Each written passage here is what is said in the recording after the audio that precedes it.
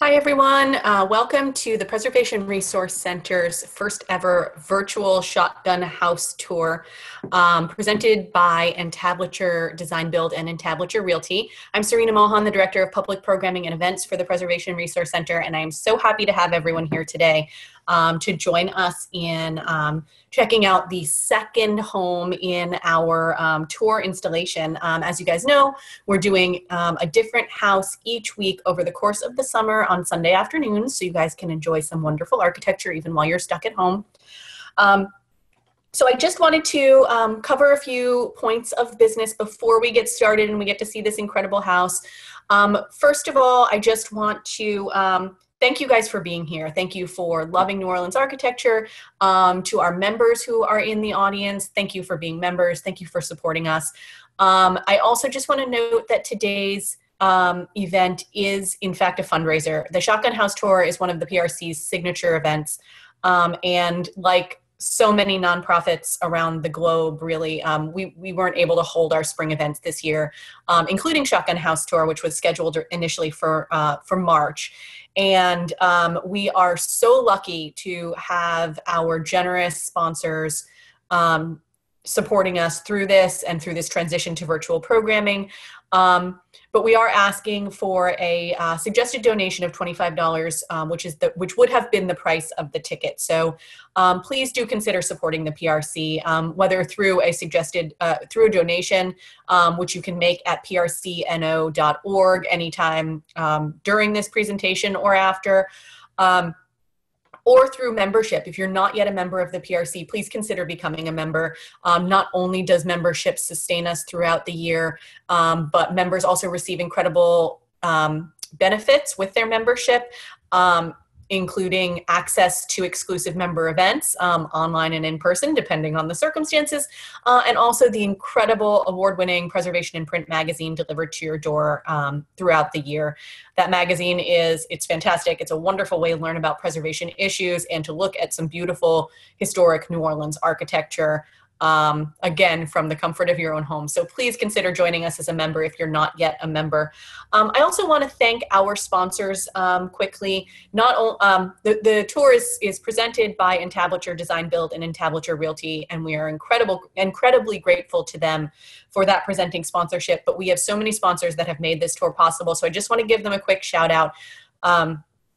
Our event chairs have stood by us through this transition. The Graham Bell Parker Group are incredible. So the gals from Graham Bell Parker Group not only chaired the event and worked with us to put it together the first time for the in-person event, and then also help us change gears and get this virtual programming going, get everything digitized along with iMoto. So thank you so much to Graham Bell Parker Group of Ladder and Bloom for making that possible. We also have a long list of incredible sponsors. Louisiane is sort of the official drink of Shotgun House Tour. Their ready-to-drink tea is absolutely delightful. I hope that some of you have been able to see the recipes they've provided that we're sharing on our Instagram. Each week a different one. So I do have my Pim's cup with ready-to-drink Louisiane sweet tea. It is fantastic. You can pick up the tea at a number of locations throughout the city, and it's wonderful on its own, and it is wonderful in cocktails, so please consider drinking that. We'll have a quick cocktail recipe for you guys in a second that I'll share with you. I would also like to just thank New Orleans Architecture Tours, Zangara Partners, Hamilton Brothers Construction, LLC, the Shack of Homa, Southern Animal Foundation, Albert Architecture, Audubon Title Insurance Agency, Crescent Title, Margaret Stewart, Sarah and Doug Stokes, Atomic Architecture, Cypress Building Conservation, Drink Beauty, Orient Express, and Weta Loudemy of Hill Riddle Jr. and Associates. Thank you to all of those sponsors. I also want to give a special thank you to Hancock Whitney, who is, they are not only a sponsor of the Shotgun House Tour, but they're the first bank to sign on in support of the PRC's Revival Grants program. And this program that we launched last year is an absolutely critical grant-making program that the PRC is so proud to be able to offer. The Preservation Resource Center, along with the support of sponsors including Hancock Whitney, as well as the National Trust for Historic Preservation, we are able to make grants to provide critical home repairs for low to moderate income homeowners in full control historic districts to bring their homes back into compliance with the HDLC. We launched that program in Tremay, and we have had the pleasure of working with some homeowners to fix the things that were an issue with the HDLC, meaning they were violations of the historic integrity of the structure. But most importantly, we're able to help these homeowners stay in their homes and build generational wealth. So thank you to Hancock Whitney and everyone who supports that program. This fundraiser is helping us keep that program going and sustaining that work throughout the coming year. So thank you to all of our supporters and anyone who makes a donation today. Please know that the work that we are doing to keep residents in their homes and keep the historic character of New Orleans alive is so important, and we are just so grateful to have a city full of partners who want to help us make that possible. So thank you. So I'm going to quickly show you guys a recipe for your Louisiana cocktail before we get started. So hopefully, if you don't have a cocktail in your hand yet, you will soon. So here we go.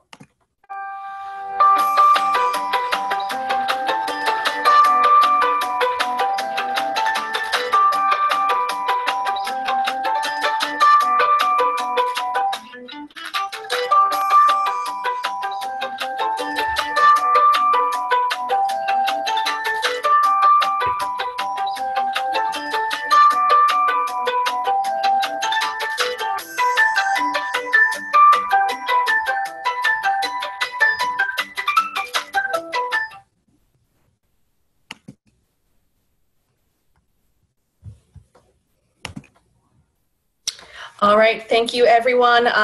One more thing before we get started.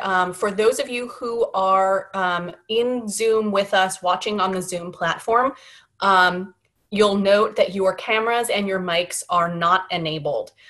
So don't feel like that's something that you can't find. You don't have access to those in the Zoom for this particular event, but we would love to hear from you, so please do ask questions. You can use the Q&A function at the bottom of your screen.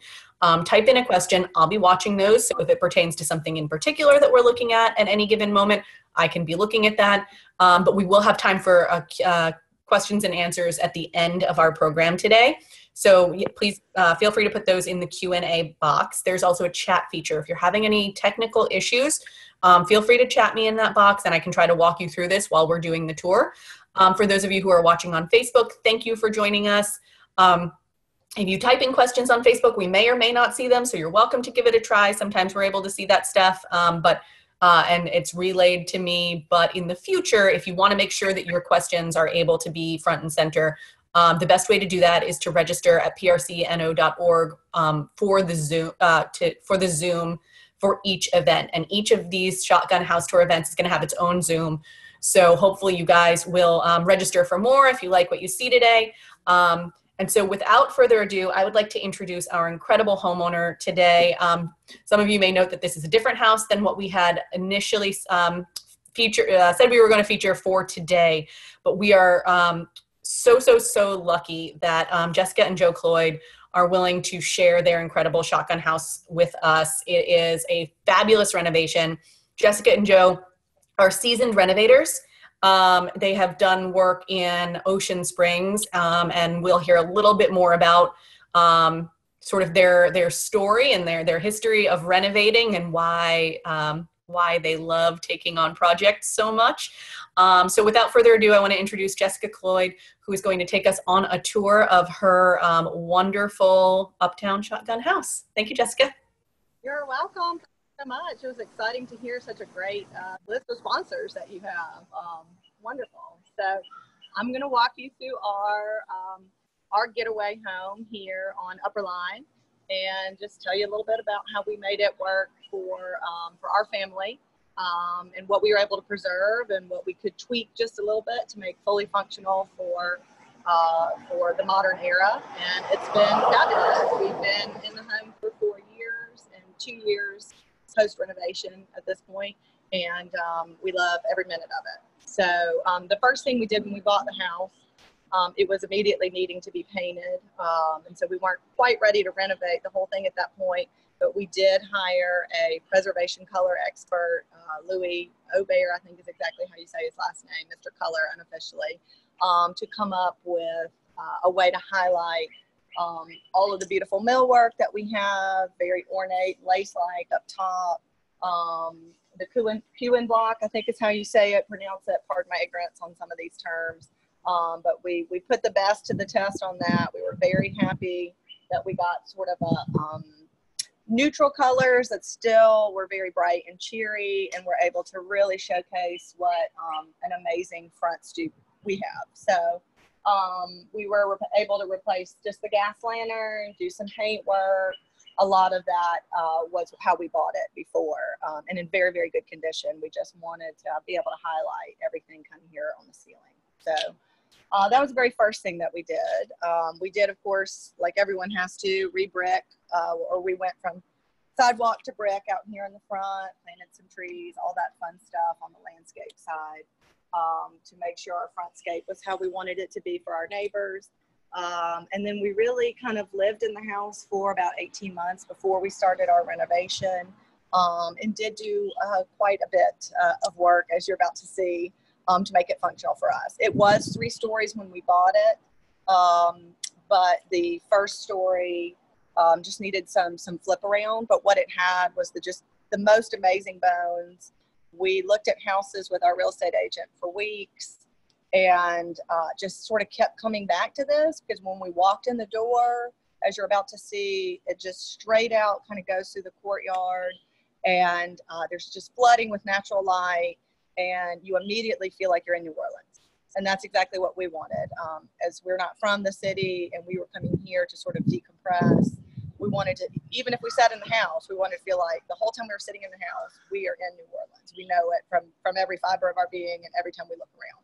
And so that's something that a new home just, it's not for sure. It's just not for sure that you're going to get that. Even working with a great architect, it's just not for sure you're really going to get that same feeling. And so we knew we had the feeling, and we are very seasoned at taking on renovations, so we weren't scared to do what we needed to make it functional. And so we were like, hey, we have the feeling, we can make all the rest happen. Not a big deal. So I don't know if you're ready to take a step inside at this point. Don't want to rush the outside at all. We love our street. But what we mainly love is walking straight in and sort of getting this very open and light feel space just right from the get-go. We actually really didn't change a ton in this room. I mean, this room is what we fell in love with, 100%. We loved walking through the door. We loved seeing the original millwork, the original wavy glass, the big windows. I remember here as a kid and being able to pop a window open and go outside. I thought that was the coolest thing. That did not happen for me growing up in Mississippi. And so we didn't want to change any of that. We just wanted to highlight it as much as we could. And we wanted this corridor to remain in such a way that we could have this, street view and sort of our canopied backspace all in one stance. And the incredible ceiling height. Again, the glass and the millwork. So a lot of just paint again, somehow scraping and paint again, happened, but it got exactly where it needed to be. We're very happy with that. And then really the only thing we changed in this area is adding some more light. We have an attic space above us, so adding lighting is very, very easy. And then putting zoning in for the particular space. It is quite a large room, but we were able to sort of zone sort of a formal living area and formal dining area out of it, and really use it to be quite functional and have just so much space. We never imagined when we were looking for homes in New Orleans that we would get this much space. And so it was just a very seductive product for us, since we were ready to renovate if we needed to have the ceiling height and just all the things that new builders are just not able to do sometimes. So this bookcase was here. I don't know that it's definitely not original to the house, because it was a shotgun, it was a duplex, as you can see. the two doors when we came in the front. But the home we've known through just moving in the neighborhood, almost all of the owners have come back to us through the years and wanted to peek inside. Hey, what did you do? All the past owners, and they've been lovely. And it's been fun to kind of piece the history back together again. And I think this was added in the 80s when it was converted from a double. So this piece over here, you know, we brought in our own furniture just to try to pay homage to the time. I don't have an exact time, but we're of course very early 1900s on the house. And the hardwood floors are original where they could be. And then we were able to sort of feather in and match in the areas that we did add square footage wise. And I think our builder did a really good job of matching all of that up and making it feel seamless, like it's just always been here. The staircase is original. All of that is original. I played into hardware that would at least look original with some older brass and some things like that. Carried that through the house as well too. Now we did convert some stuff as we start to leave this room. We did, this was actually originally a hall bath and a bedroom. And it was, I guess, probably the guest bedroom, but it opened into that bathroom. So it didn't have like an ensuite, and it was also the only bathroom on the first floor. And so it took all of that space and we pulled it into our kitchen. We just completely deleted that bedroom altogether so that we could double the size of our kitchen. And we're able to move the AC handler up so that we could get a nice little hall closet. And then that hall bath became our laundry room, which you'll see on the other side. So the conundrum of having a bathroom on the first floor, of course, like for many other people, we solved that by hiding it under the stairs. And get the light on for you here. It's a bathroom like many of you've seen before, but we did actually pull this farm sink out of a house that we renovated in Ocean Springs. I think the sink is now older than the house. So it's a very legit, you know, late 1800s corner farm sink. Again, just tried to do our best to play to the house's age and use the older things to make it feel like it had all just been shined up again. So this is extremely functional, fantastic. It's all we needed on the first floor to have, you know, to have a powder room. And then we're good. Oh yes, this is MTech's company. Or actually, I'm sorry, it's Nostalgic, but I think MTech has purchased it, Nostalgic.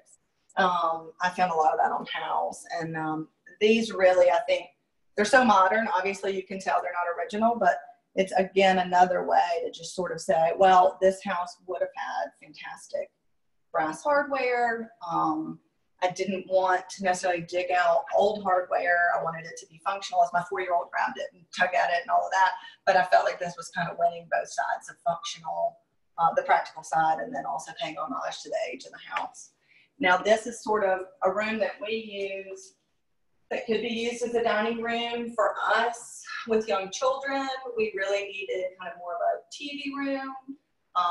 We like the access to the outside for when we're grilling, things like that. And then it feeds, of course, right off of the kitchen. So for a family with young kids, kind of the line of sight, kind of the mess back here versus up front by the front door, this is just so perfect for us. It's very, very functional. The kids can kind of come in and out from the courtyard, in and out from the kitchen. They have kind of their space. And then we have kind of the grown-up space by the front that stays moderately clean, depending. And so when we bought the house, this room existed, but this cased opening did not exist. It was sheetrock. And the only way into this was the kitchen originally, through this cased opening here, and it was about half the size. So it was a little bit more of a galley-esque type kitchen, kind of all the way tucked in the back here. It was functional, but my husband and I are big foodies. That's why we're here. We also cook. We also own a restaurant, small interest in a restaurant coming up. And so we just needed more space. And we really wanted an eat-in kitchen.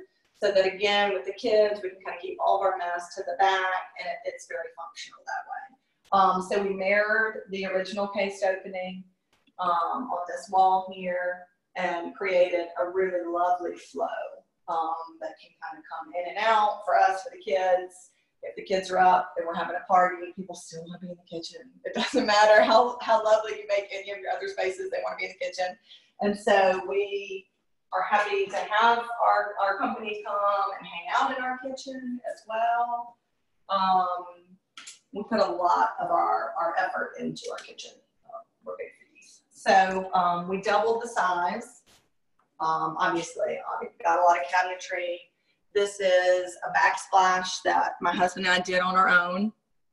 It's kind of our signature. We have it at our hotel in Ocean Springs, and it is perfectly hydrogen peroxide, like chemical grade hydrogen peroxide treated oysters, and then basically just put up with like a thin set, like a mortar. But we had to hand do it because I'm picky, so there was no hiring that out. So my husband and I were in here like right before Thanksgiving, before we moved in, and had company coming in from Connecticut, and we're just like doing it that night, finishing it up. So it's all a labor of love in that way. I went with the soapstone on the counters, same thing. Wanted something that was at least plausible to be around at that era.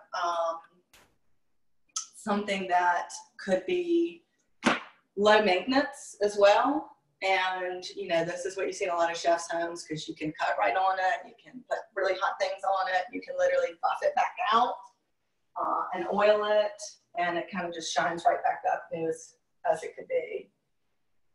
And again, like you're seeing this window, this was another feature, just like these really old windows with the original brass hardware on them, and the ability for me to kind of be at the sink and look out at my courtyard and see the kids. It just always felt like we kept coming back to this house. And that's why we've renovated almost everything that we've been a part of. Our own home in Ocean Springs, our own hotel over there as well, because there are just certain things that I don't care almost how much time, money, and effort you put in. You just can't make a new home feel like an old home. You just can't. But you can take an old home and you can make it work for you. So it always made more sense for us. And so we got sort of the gourmet kitchen out of it in a home that had a much smaller galley kitchen. But of course we had to give up a bedroom down here. And so we had the third story. So we were able to use that third story, which was sort of open space, and y'all see in a minute, and convert it into 2 bedrooms and a full bath. So we actually increased the number of bedrooms, even though we deleted one on the first floor. So we now are a legit 4-bedroom, 3.5-bath house. And so again, we were able to like do zoning, which we love, sort of double dishwashers, load, unload, cooking here. You've got your triangle, your water, and your stovetop, and your oven into the fridge, and then a zone for company or kids, or if you're eating or however it's going. We've got the eat-in kitchen aspect, which honestly, when you're close friends and family, that's typically where you do it. And so we stuck our wet bar actually in here, because over the years, we've just sort of learned that the formal spaces just don't get used as much. And this is kind of where we live. So whether we're here all adults and friends or the family, we come into this room and that's pretty much where we stay. And so we were able to, this was the old hall bath that we had talked about earlier, is now the laundry room. And so we've got great full-size capacity stack washer dryer situation here. This is like almost 7 feet long. It's good. I mean, we were really able to get everything that we needed in here. Storage, all of that jazz. It worked out really well. We're very happy with that. And then you'll see some of the beam. Wow, this is great. If no one's read that thing, you have to see John Goodman, someone I love, not from New Orleans originally, but been here a long time. And there is something, like he says, there's just something special about it. It just sort of gets inside your soul. So, so that is pretty much the first floor. We didn't change much in the courtyard. just kind of spit and polish and new plants and that kind of stuff. But it's kind of got its bones still where they were, and brick and traditional. Jessica, or just move to the second story. Before you leave the kitchen, we've had a few people actually ask if you can tell us about the countertop material again. Okay, so this is called soapstone.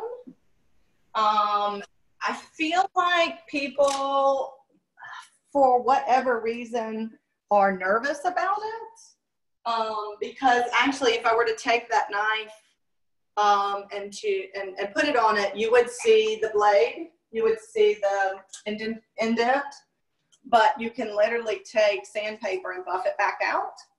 And you can see that this is actually mineral oil that I have. I don't know if you can see that. I'm making this pattern. But I want mine to patina to be very dark. I'll kind of show you what I'm talking about. And so when I leave usually, and you know, when we go back to Mississippi, I'll re-oil it with mineral oil because I'm trying to speed up the natural evolution of the stone darkening, just because I want it to be very dark. Because when it's very dark, you get to see the beautiful veining in here as well. But you don't even have to oil it. It doesn't really protect it. It literally just sits on it, doesn't sink in. This is a very, very sanitary product, more sanitary even than granite because it's not porous like at all. And so you'll see a lot of chefs will use this particular stone because you can take a pasta pot right off, put it right on. It can handle the heat. It can handle chicken being cut right on it. It's not going to absorb at all. So it is, it's gotten a bad rap, I think, in the masses. People really wanted to put the Carrara marble everywhere, which is beautiful, but that's not an easy stone to take care of, as we're all learning. But this is a fantastic thing. You can, like I said, you can sand it back down, and I'll do that periodically with just, you know, a low grade or a fine sander, and then re-mineral oil it, and it just buffs up beautifully. So I guess it is slightly more to take care of than, say, a man-made material for sure. But I don't know of any man-made material that gets this pretty. So I'm kind of old school about that. We don't typically do man-made material in that way. So does that answer everybody's question? I believe so. And I think that before we go upstairs, I know you were saying that you guys didn't do too much to the courtyard, but I'm sure that everyone watching would love to see it if you guys wouldn't mind poking out there before you head up. Yeah, it's one of the reasons we bought the home. Again, when we walked in the front door, you can see straight through, and there's such lovely ivy that's just been there. It feels like for 100 years. Now, we had that bad winter 2 years ago, and we lost about 25% of it, so it's coming back. But it is part of what made us feel like we could come in the house and never leave the house and just feel like we're all snuggled up and we're in New Orleans the whole time. So I'd love to show it to you. It needs, as everyone knows, it probably needs pressure washing again. I think this will be the third time in 3 months. So you'll have to pardon me on that. But it is a great space from that standpoint. We've got just a very snugly intimate area back here. Just perfect for us. And then, of course, we're lucky that New Orleans is such a great park scene, so our kids literally walk up the street and can kick the ball around and swing and do all of this. But when we are having an enjoyable night, we're able to eat outside and just be in our little oasis back here as well.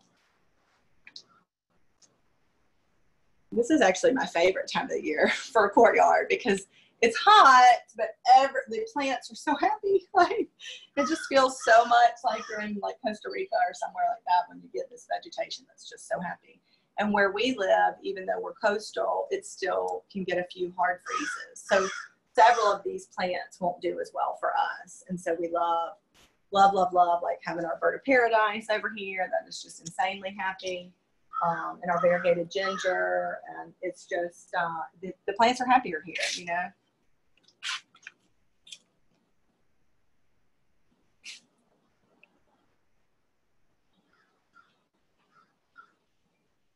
Y'all ready to go upstairs?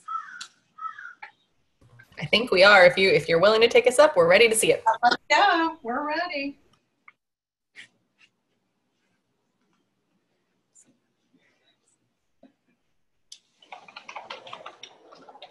got to close that door, keep all this air conditioning inside. And actually, I see my front door escape. I'm going to try to do that real quick.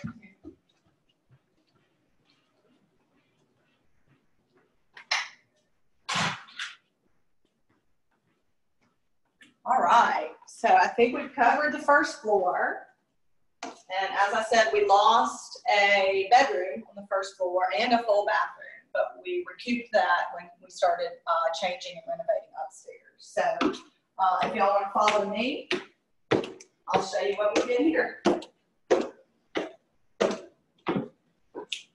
So again, we've got repurposed beams that we brought a friend of ours this is actually out of a place in Chicago. This was something that we had to add so that we could put the crown molding in on the first floor. There was no way to sort of like complete the wrap.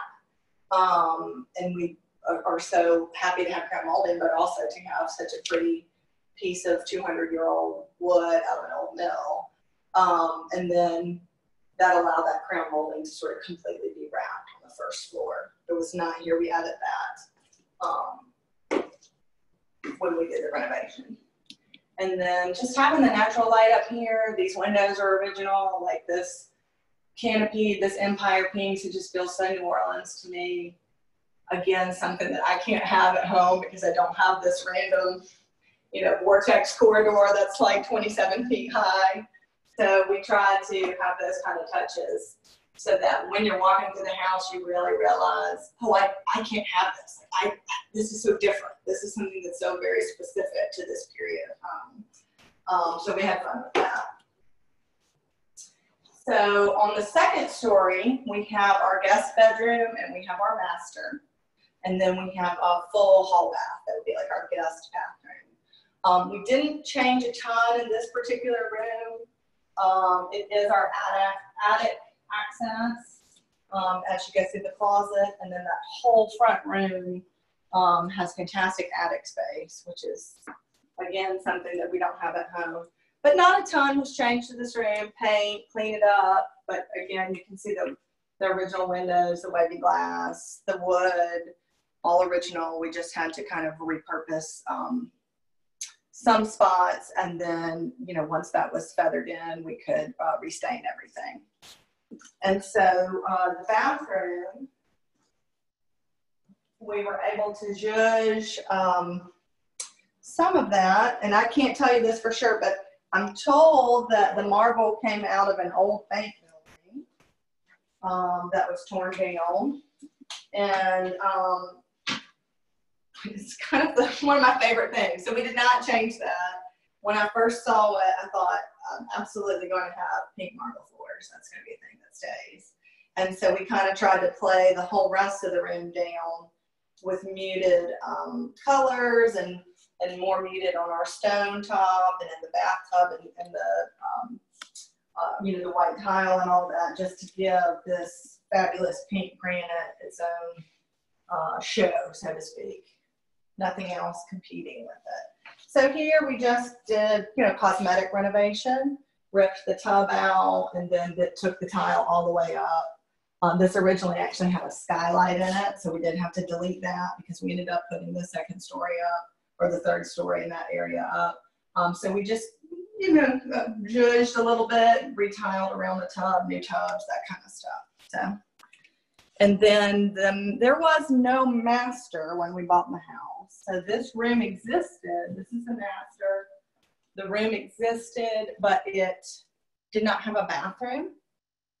And so we were able to cosmetically redo this space and then add a bathroom. And I'll kind of show you how that went down. So in the hallway, where this set of stairs is now was a laundry room. And then where the painting is right here was a spiral staircase, a legit spiral staircase. And that was the only access to the third story, which was essentially just loft space. And so we had the laundry room where the stairwell was, and then we had the large spiral staircase like right here. So when we took the laundry room out, we were able to put the stairs in coated legitimate stairs in. And then when we took the spiral staircase out on the other side, allowed for a closet to be built for this bedroom. And then it had a very, very large closet that was already there. And we took the closet and turned that into a master bathroom. So we were able to get a bedroom with a very nice bathroom and closet so we could have a legitimate master. So I'll kind of show you how that shook out here.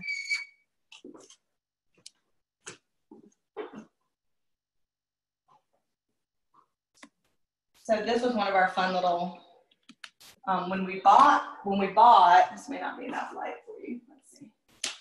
This window was covered up with sheetrock, and we had already purchased the house, and we knew we were going to turn this was a closet, and we knew we were going to turn the closet into the master bath, and we were like out in the courtyard, we were going 1, 2, wait, where's that window go, you know? And we were so excited, like ran up here and like pulled the sheetrock and we're like, yes, there's a window, and yes, it's like the original millwork. And so we were very excited as every small-ish, but anytime you're in a bathroom and you're putting makeup on or doing anything, you're like, how much natural light can I have? It's the key. But also like we get such a fantastic feel of our palm tree kind of coming in here and seeing the courtyard from here. It's just another way that connects all the dots to sort of feel like you're in New Orleans the whole time, you know, that you're here. So we took this closet and we're able to get a very nice marble master bath here and double vanity. And I feel like we checked all the boxes that we need here. And then of course the water closet. You just have to have that all separated just to be functional. And then we got a functional closet that is where the, I forgot to see my messiness, I'm sorry. But we got a nice functional closet on where the spiral staircase was.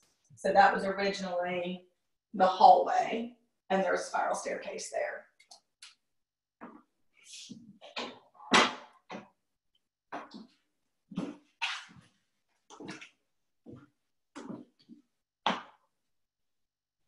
I don't want to rush. I'm very chatty.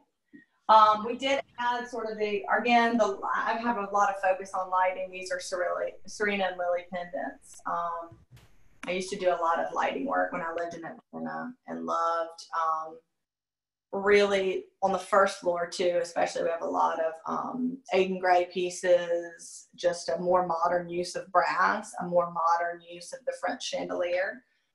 So again, sort of everything pays homage to the time period, but it's sort of the sleeker version, the nail version, a little bit more modern version. I hate to use the term modern because I'm not modern at all, but I would say it's the more nail version of using brass and crystal and those kind of things. We really try to pay homage to that in every aspect of the house, but certainly again with the lighting. So we were lucky that we have the original hardware on several of our windows. They all still work. I mean, sometimes I just kind of come over and like touch that and mess with it because I just, again, love to see those little details that would be mass produced at this point, you know, not handmade. And that's fun for us to have as part of the house now. So, are you guys ready to go to the third story? Are there any questions? I don't want to quickly. We've got a bunch of questions that are coming in about sort of everything throughout the house. So why don't we go see the third floor, and then we'll have time to do a ton of questions. Okay, that's great. That sounds great.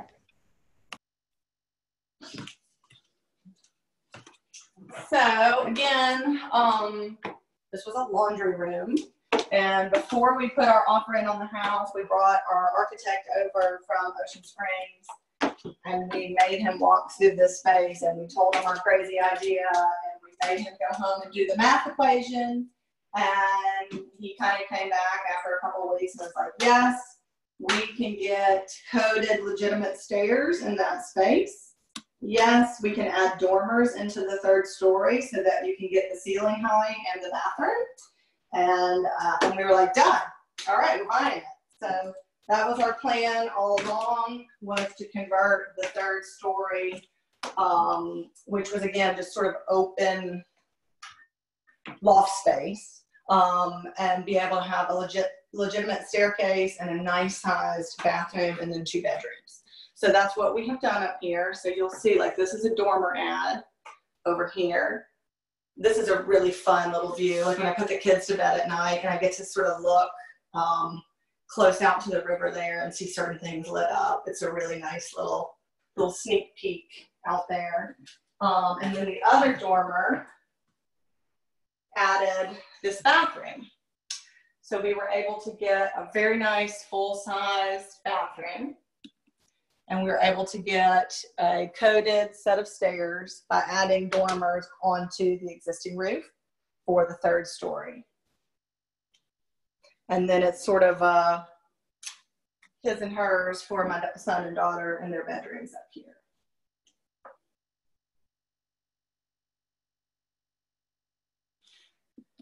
So this is the larger of the 2 bedrooms right here.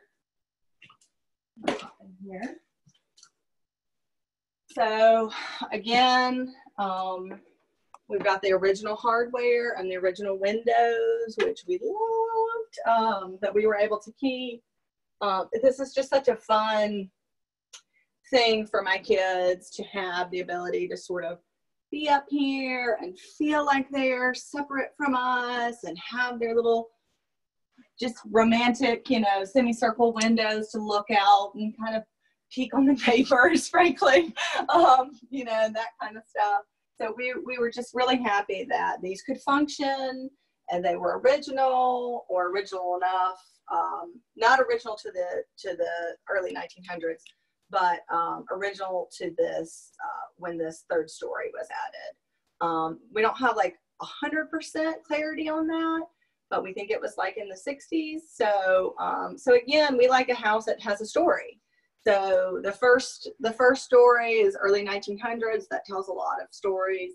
And then as time goes by and you're adding things, there are more stories to tell too. So we did a spray foam insulation. We're real hypersensitive about energy bills. So we knew we were going to put the foam up, and we needed to add, you know, sheetrock back or whatever it may be, and we added this wood. So again, we wanted, there were places that we could keep the original things, and then there were places that we felt like we wanted to add a little bit more interest to what was already here, a little bit more detail in the detail. So we added the wood wall, or the wood ceilings, excuse me, and just made that all kind of fit. So we've got some really cute little closets, but they are very functional for kids, so it works great for us. And we were really tickled at how big the rooms feel after there was concern, obviously, after walling everything off when it had just been one big open space. You know, how is it going to feel? But we've got great ceiling height, we've got great natural light. We adore the space, and we're really happy with how it turned out. So we've got 1 bedroom that faces over the courtyard, and then we've got an additional bedroom that looks down over the street. So we were able to convert all of that space into very usable square footage for us, without doing much except adding the dormers.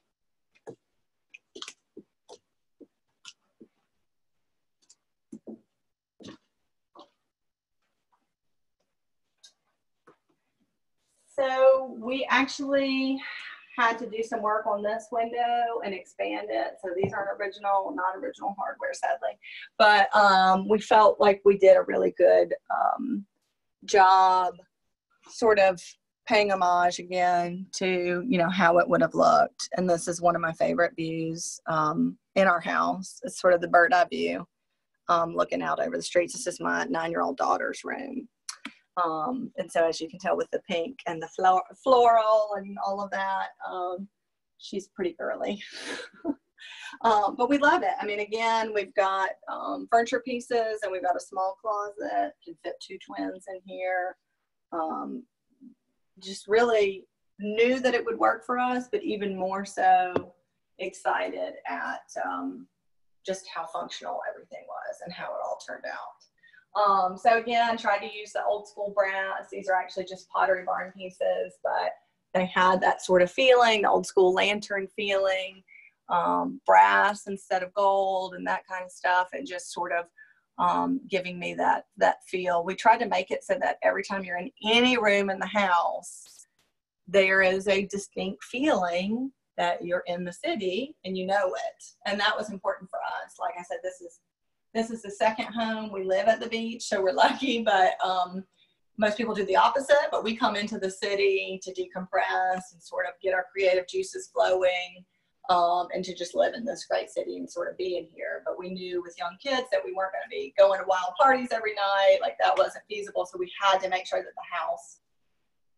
recharged us as well. And so when we kept coming back to this house versus newer homes and things that we looked at, we were like, no, we're just not getting the same feeling. It was really all about the feeling. We're just not getting the same feeling in those places that we're getting here. And we knew it would need a renovation, which we didn't totally want to do, but we're certainly willing always to do a renovation over settling for something that we don't really love. So it worked out for us all the way around. So sadly, we are having to sell it now. So that's very bittersweet, but you know, everything, we'll be back. We'll be back. And we'll do it again, most likely when we come back in a few years. My son has to go off to school. We'll kind of get him where he needs to be. We will be back. And most likely we will renovate again, because it's just worth the pain. It's worth a little bit of pain and an effort to get that feeling that you get from an old house. So we love it. So that is kind of the end of our tour. I think there are some questions. Happy to answer anything that I can. So do we want to head back downstairs? Is there anything else that we want to look at? So the one thing that people have specifically asked to see again, and this will take a few minutes to get to, obviously, is to see the view of the third story from outside.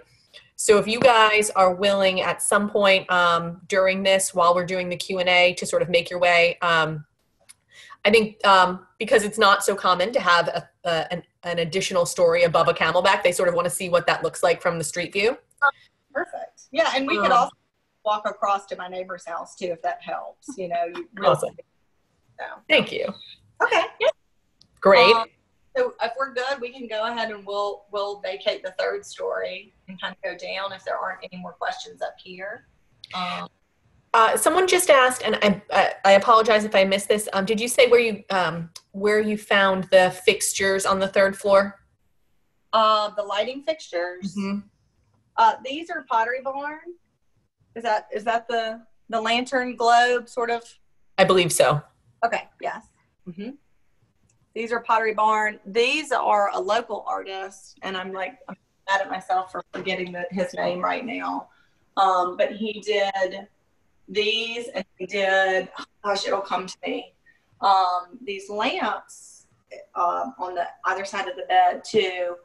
I'm hoping, I haven't heard anything from him. I'm hoping to take him out, but he does like a lot of these really cool reproductions that are supposed to look like New Orleans city lights and things like that too. So that's probably the only lighting up here though. But that's a local artist, and I'll think of his name before we leave, probably. The other thing about the third floor that I wanted to address, we've had a couple of people sort of asking a variety of questions about there being a third story on this particular house.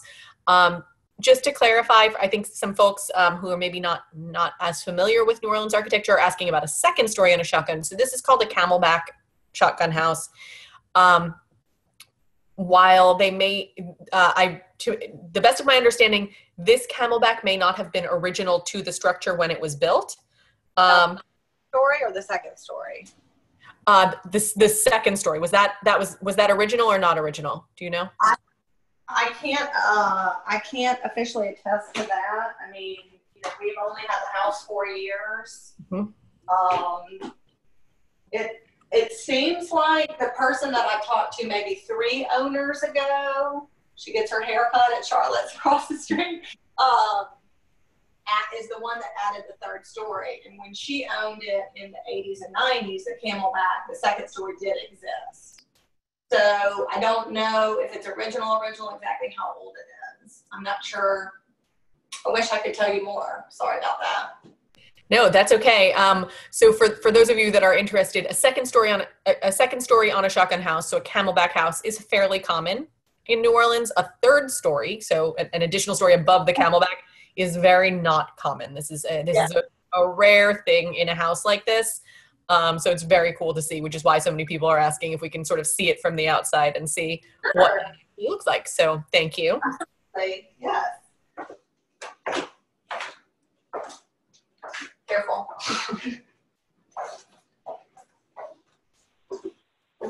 Hey, and while they're heading out, this is Joe Cloyd. I'm Jessica's husband. I'm not physically with her, but I've been answering several questions as we've gone along.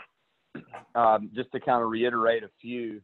One was a question about a few questions about insulation, and I know Jessica mentioned that we did encapsulate the attic on the 3rd floor, and then above the main living room, the great room, in open cell foam, and the walls are bat insulation, and under the floor of the 1st floor is also bat insulation under there. I'm trying to think what else. There were several other questions about paint colors that I think we can answer. I don't know off the top of my head. I'm not a Zoom expert, or I could go flip over and figure out these questions while she's walking out. Yeah. So people are wondering if you guys know the names and brands of any of your paint colors, specifically the exterior paint colors that Louie picked out. I think your color is Robin's Egg, and they would all be, we did not, let's see, they're all Benjamin colors. Yeah. On the outside.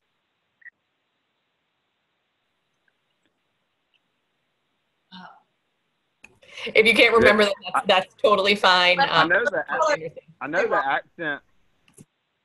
The black color on the porch is bone. Isn't that right, Joe? And then the accent color that is on the queuing blocks and on the porch is bone black. Mm-hmm. And then there's 2 more colors. There's the body color, and then there's the stripes on the front, and the sort of background of the corbels. But I don't recall those off the top of my head. I could send them to Serena, and she could circulate those. That would be great. Thank you.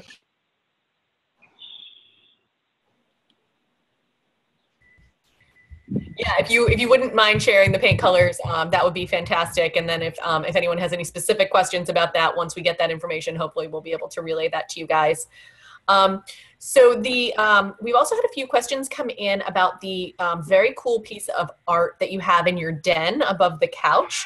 And Joe was kind enough to answer it for the folks that typed the question in, but I would love to have you guys provide some more information about that awesome piece of art to everyone, because I think a lot of you probably noticed that above their couch there was sort of something that like a carved looking piece of wood.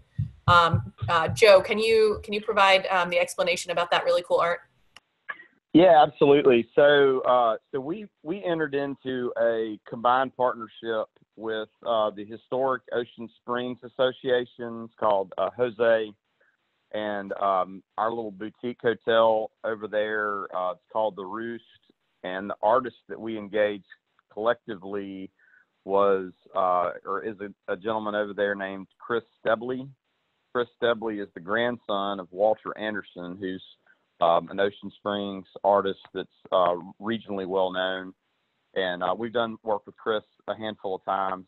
And so the project was part of Mississippi's bicentennial, which was, I believe, 2 years ago, 2018.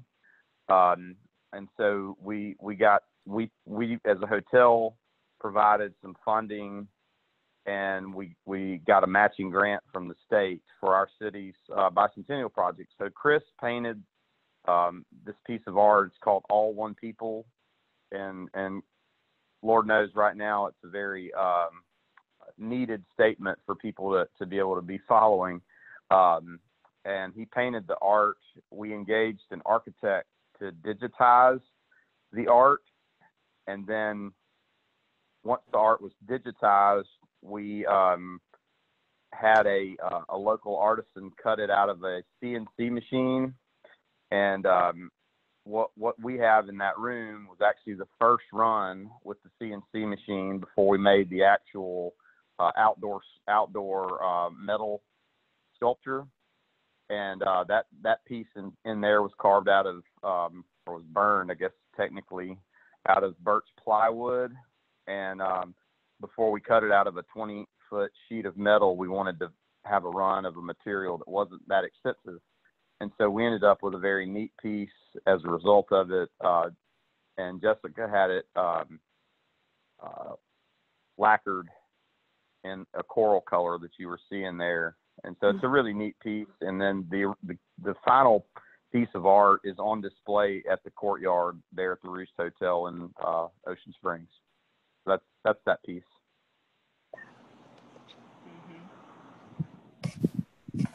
Thank you. Okay, so we are outside now. This is a great view. Thank you. We can see that third story sort of popping up over the top. Can you tell us, so when you're looking at the second story there, can you tell us what room that arched window is coming out from? Is that your master? No, the arched window is actually up at the top, and that's the story. So the Camelback on this house is fairly hidden. You'd have to kind of like look here to the left. You can see this window right here. If you kind of get on the other side of the power pole. And that's actually, that particular window right there is just that corridor when you're going up the staircase. And the arch window where you can see the lantern on my daughter's room. It's at the very tippy top. That's super cool. Thank you. Okay, so we only have a couple minutes left. So I have time for, I think, one more question. And we've had a few people ask questions about your incredible custom backsplash. And they would like to know a little bit more about how you did that and sort of like, what are the materials that are used? How did that all come together? And any information you can provide would be fantastic. Yeah, and if you wouldn't mind walking back there, I think people would love to see that one more time if you have a second. So quickly, the backstory on is, again, from our hotel, like Joe was just talking about, in Ocean Springs, called the Roost. We had, that home is from the later 1800s. It's very old. And it had, like this house, it had some uglier parts that kind of came from the 60s, and some of that happened that we had to meld in to make work. Specifically, we had two very large cinder block walls. And so I needed a way to mask the cinder block walls. Our hotel is very much about nature. And so we used this process, which we had done on a much smaller scale in our home in Ocean Springs. My husband had wanted to have an oyster fireplace, and I set him up for what I thought was failure, because I like oyster stuff, but I had seen a lot of it and I was kind of over it. As a design person, I just get bored very, very easily. And so I was like, okay, well, we can have it if you can get them perfectly bleached out and they can be the ugly side out. I don't want to see the inner purple side. I just want to see the organic material like you're seeing here. I want to see the outside. Occasionally you'll have them where they're coupled to each other and you can see that inner piece, which is fun, but mostly these are all the outer shell. So I had not seen that really before. And so I thought that I gave them a task that was impossible. but he figured out a way to do it with a friend that owns a commercial cleaning company, like environmental cleaning. And we were able to clean the shells with a very, very pure hydrogen peroxide that's not accessible. So unfortunately, I can't really tell stores how to accomplish this at home without getting access to that product, which requires a license and kind of going through that. But Yep. if they have patients to bleach them out, eventually, I think with time and just regular old bleach, you could get them to look like this. And then basically, hey, Jessica, it would be very hard to get all of the organic material removed from them. I mean, all of us that have been around oysters for a long time, I mean, they've got lots of crevices and lots of places for organic material to hide. And essentially, we all lived through the BP oil spill, and I have a good friend who was real involved with the cleanup and had some extra dispersant. I'm sure y'all remember that word from, trying to disperse the oil. And the dispersant that he used was a highly concentrated hydrogen peroxide, like what you have in a bottle. That's the brown bottle from CVS is 2%. This stuff is about 40 to 50% concentrate. And it's very, very challenging to work with. It requires, like she said, a special license. And he helped us out and was willing to sort of help our creative juices flow and treat them. And maybe over time you could do it with somebody else could do it with bleach, but we use this specific process and have done it a few different times. And he's been very generous to help us treat those a few different times. So and then I guess from a laying standpoint, we used a mixture of gray and white thinset. And essentially it's mostly white. We would put a tiny amount of gray in until Jessica told us we wanted it to be basically like a sand color, and we would mix the mortar until she said it's fine. And we would hopefully have the ratio measured out so that we could repeat it. And it worked. It tended to continue to work out. But that's really all there is to it. And then you lay it like tile. Well, you don't really like tile because tile is repeated in a very calculated way. And this is a very messy process, which is why I can't outsource it. We've done it a few times. It's sort of our signature, but I need it to look a certain way. And so, what we'll do is we'll get 2 or 3 people. It'll be Joe and myself every time. And then maybe a couple of people that we've hired from a labor capacity. And you just do it until you can't do it. You have to all in one shot, which made the hotel section very complicated because the problem is the look that I want is that the thin set will be almost unrecognizable that there's any kind of drying or color shift. So if you're doing it in these batches and the same person is making it every time, you're getting the same consistency, and then it's all going to dry at the same consistency. And then you just sort of start in an inconspicuous place, scooping it and sticking them to the wall. And there's no rhyme or reason, but you got to go forward. You just keep moving forward, and it just eventually kind of creates organized chaos, and that's kind of how it works. So it's a long day, but it always turns out really great. So I'm glad that. And probably the best example, I think, just in one shot that we have is the wet bar. I think is probably the cleanest lay that we did. And just as a little parting shot over at the wet bar, there's the shelving there are reclaimed beams from a renovation that we did to a 20s era cottage in Ocean Springs downtown. I believe I think we have 3 shelves there, running low on some whiskey,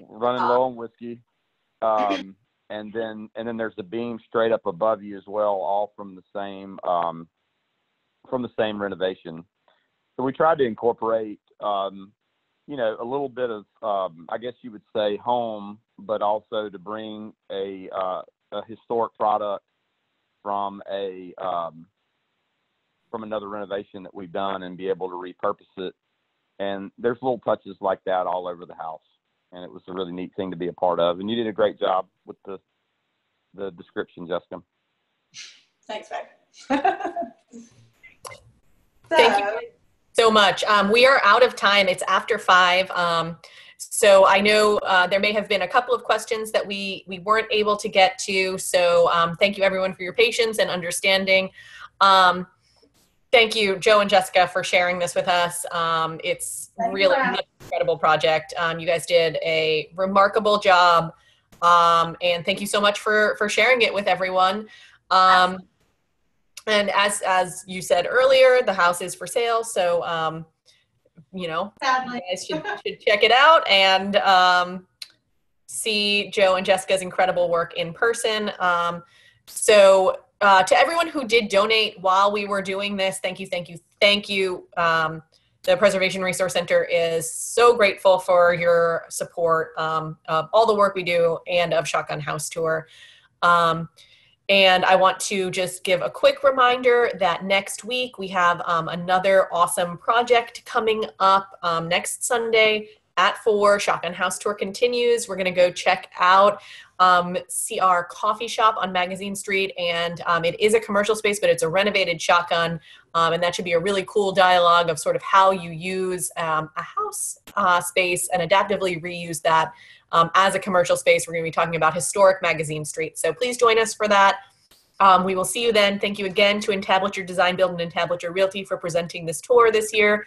Thank you to Graham Bell Parker Group of Ladder and Bloom for helping us put this together and for getting it all digitized with us. And thank you to all of our sponsors for everything. I hope you guys all go enjoy some Louisiana ready to drink sweet tea this week. And we will see you next Sunday. Thank you so much, Jessica and Joe. Thank you. Have a great rest of your Sunday. You too.